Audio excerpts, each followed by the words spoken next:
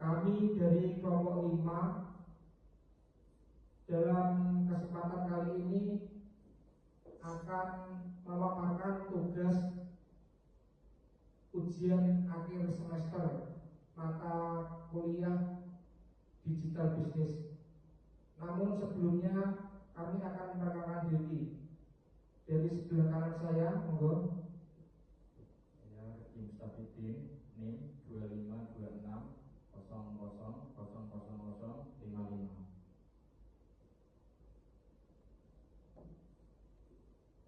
Saya Ferry Priyatoni Irawan, NIM 252620000071. Saya Safira Amalia Putri dengan NIM 252620000066.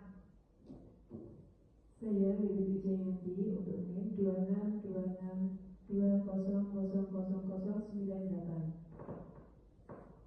Saya Wahyuni dengan NIM 25262000067. Pendahuluan, fokus bab, tujuan membedah ambivalensi inovasi teknologi versus dinamika psikososial tenaga kerja.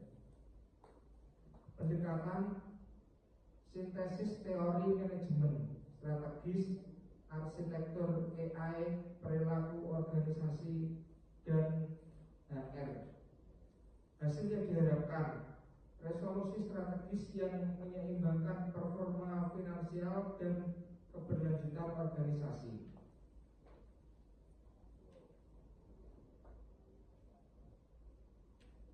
Analisis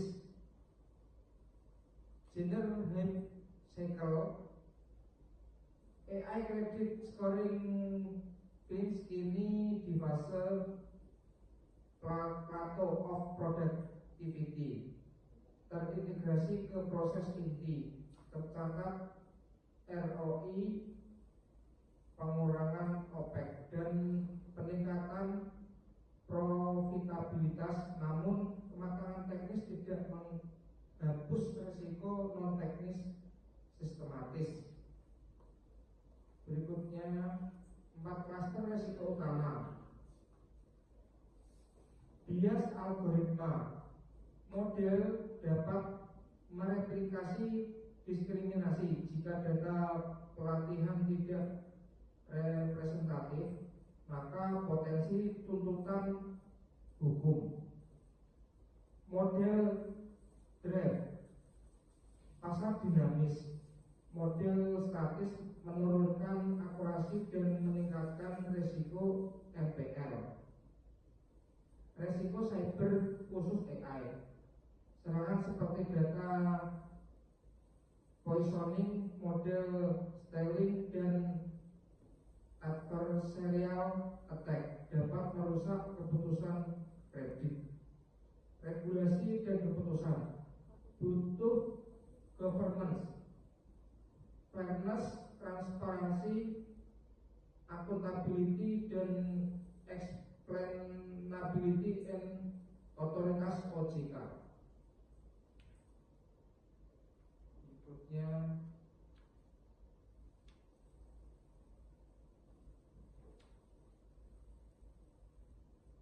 pragmatic AI metric quick win.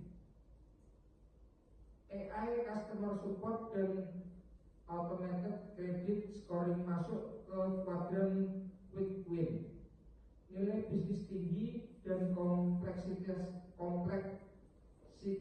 rendah moderat. Hasil pengurangan cost per interaction, layanan 24/7, dan otomasi asesmen risiko. Selanjutnya, dampak pada struktur OPEX dan IO. OPEX menurun, automatisasi menekan biaya pusat panggilan dan operasi rutin. Kurva OPEX turun tajam dan menunjang IO. Pas ROI dan efisiensi operasional memperkuat tesis investasi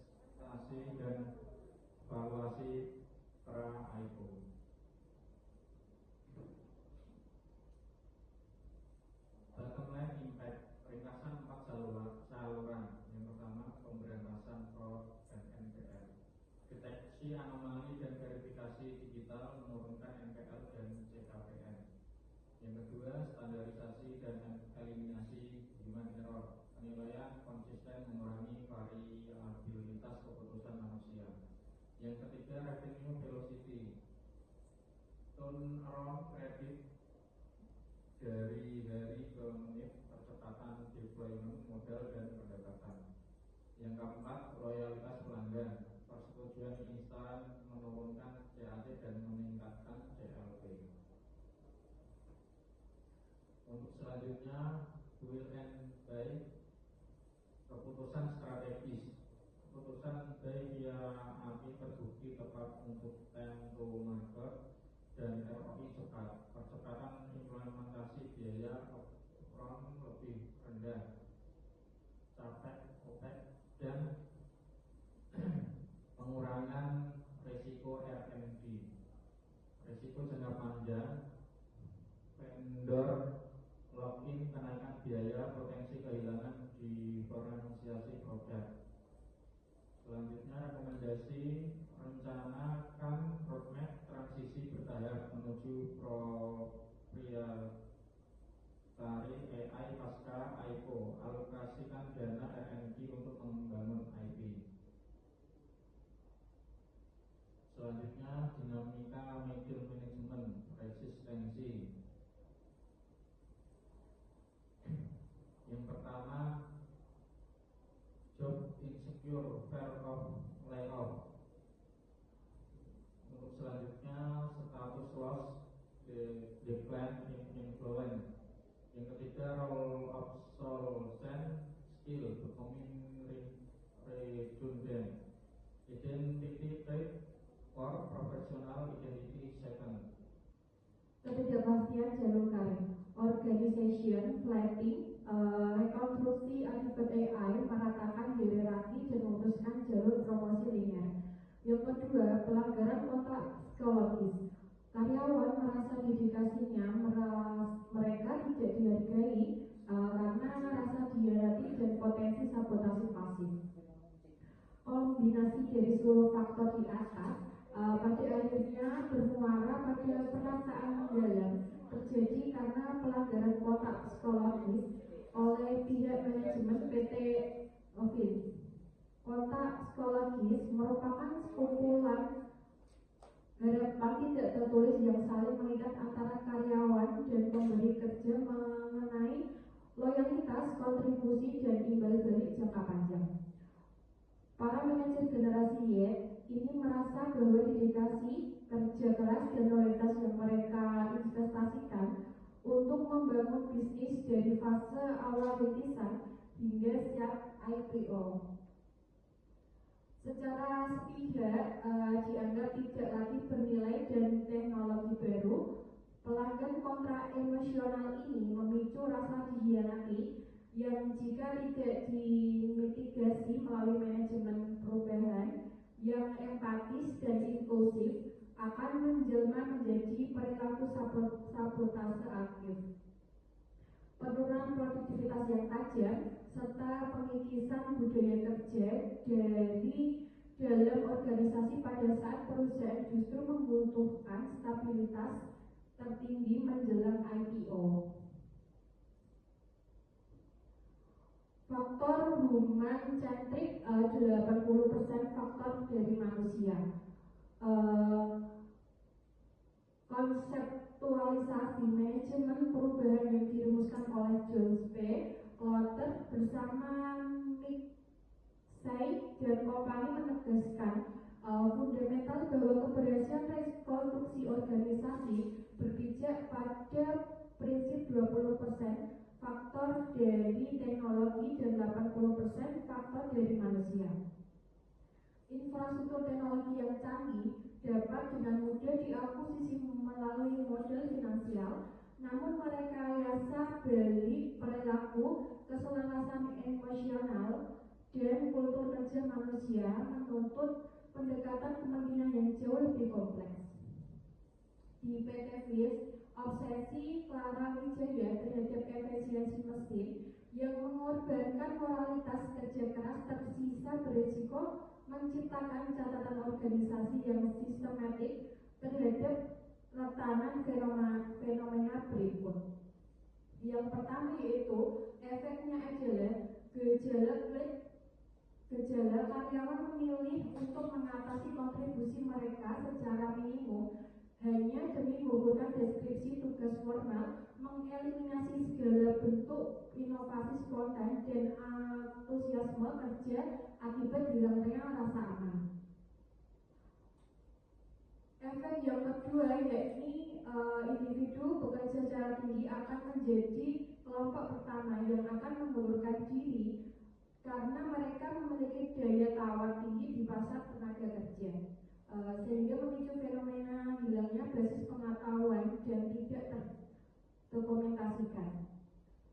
Efek yang ketiga yakni kerusakan citra proses. Di mata publik dan industri, predikat PT Vince sebagai tempat kerja yang tidak humanis akan mempersulit kooperasi, menarik minat talent premium di masa depan. Efek yang terakhir yakni krisis kepercayaan jajaran manajemen. Hilangnya model sosialisasi berupa kepercayaan terhadap kepemimpinan Clara yang akan melumpuhkan kolaborasi lintas fungsi dan mempersulit agenda perubahan organisasi di masa depan. Kondisi saat ini membuktikan bahwa indikator keberhasilan transformasi tidak boleh terjebak pada rekosiosme finansial seperti pemangkasan OPEX semata, melainkan wajib mengintegrasikan metrik keuangan seperti retention rate, innovation rate, dan organization committee demi menjamin keberlangsungan bisnis kooperasi. Strategi rescaling menurut umum, dua arsitektur rescaling dirancang untuk mengubah ancaman menjadi model manusia bernilai tinggi. Yang pertama yaitu Unhuman Relationship Manager dan yang kedua Ungovernment and Human Overthinking Manager. Dari sini dijelaskan untuk yang pertama yaitu Augmented RM Offroad relative that's all to all, focus on key account and health strategy. Untuk yang kedua yaitu relationship focus, handle complaint negotiation and anomaly investigation. Yang ketiga yaitu governance ethics, monitor model, give and valid model performance. Untuk yang keempat yaitu oversight dan ethnic, mitigasi bias dan ensure CAI competitive and human oversight. Strategi yang pertama yaitu AI Augmented Relationship Manager. Untuk mesin otomatisasi bertugas berulang untuk scoring, verifikasi, klasifikasi risiko. Untuk yang kedua yaitu manajer fokus pada DFCON, negosiasi, strukturisasi kompleks, konsultasi strategis. Untuk yang selanjutnya yaitu kurikulum, AI literasi dan data, entrepreneurship, critical thinking, emotional intelligence, financial advisory. Strategi yang kedua yaitu AI Governance and Human Oversight Manager. Strategi kedua didesain untuk menempatkan para manajer investasi Y pada posisi puncak dalam hierarki pengawasan teknologi sebagai AI Governance and Human Oversight Manager. Seiring dengan semakin masif dan otonomnya penetrasi kecerdasan buatan dalam ranah pengambilan keputusan krusial seperti persetujuan kredit bernilai besar, tuntutan terhadap pengawasan, tata kelola etis menjadi kebutuhan mutlak korporasi demi menghindari resiko hukum. Denda regulatori dan kejatuhan reputasi sebelum IPO, peran baru ini memposisikan manajer manusia bukan sebagai pesaing AI, melainkan sebagai auditor independen dan pengawas moral atau moral guardian atas sistem algoritma perusahaan.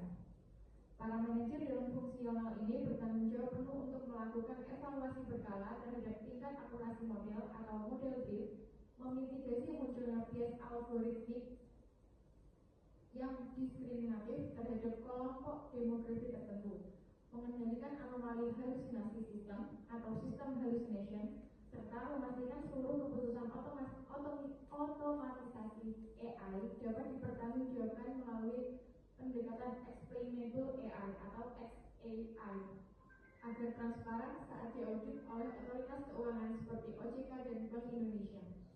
Kurikulum recycling untuk posisi strategis ini berfokus pada penguasaan materi etika AI, manajemen risiko kecerdasan buatan, validasi model, dan tata kelola data, serta aspek kepatuhan hukum atau compliance. Langkah ini secara mekanis mentransformasikan posisi manajer manajemen menjadi benteng pertahanan risiko korporasi atau risk defense line yang bernilai tinggi. Jadi, tugas dari AI Governance and Human Oversight Manager yaitu evaluasi model FIF, mitigasi bias, kontrol anomali, explainable AI untuk audit regulator, kurikulumnya AI Ethics, AI Risk Management, Model Validation, and Governance Compliance. Peran dari AI Governance and Human Oversight Manager yaitu audit independence dan moral guardian atas sistem algoritma. Best practice implementasi. Yang pertama, Internal AI Academy, pusat pelatihan terstruktur untuk mengisi gap keterampilan digital. Yang kedua, Individual Development Plan, penilaian kompetensi personal dan peta pengembangan karyawan. Yang ketiga, Talent Marketplace internal, memfasilitasi mobilitas horizontal tanpa meningkatkan perusahaan. Yang keempat, Human in the Loop, SOP yang mewajibkan validasi manusia untuk keputusan berisiko tinggi. Dan yang kelima ada Change Champion, manajer berpengaruh sebagai agen perubahan untuk meredam kecemasan. Roadmap dan kesimpulan dari strategis menuju IPO. Yang pertama ada change communication, dialog dua arah untuk meredam kecemasan. Yang kedua ada kompetensi mapping, identifikasi skill gaps. Yang ketiga ada recycling and upskilling, AI Academy and IDP.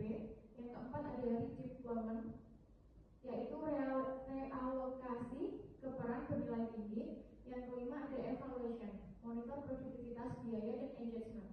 Integrasi reskilling terarah dan prinsip HITL bukan sekedar taktik HR, melainkan pemerintahan kriteria ESG yang meningkatkan nilai perusahaan di mata investor.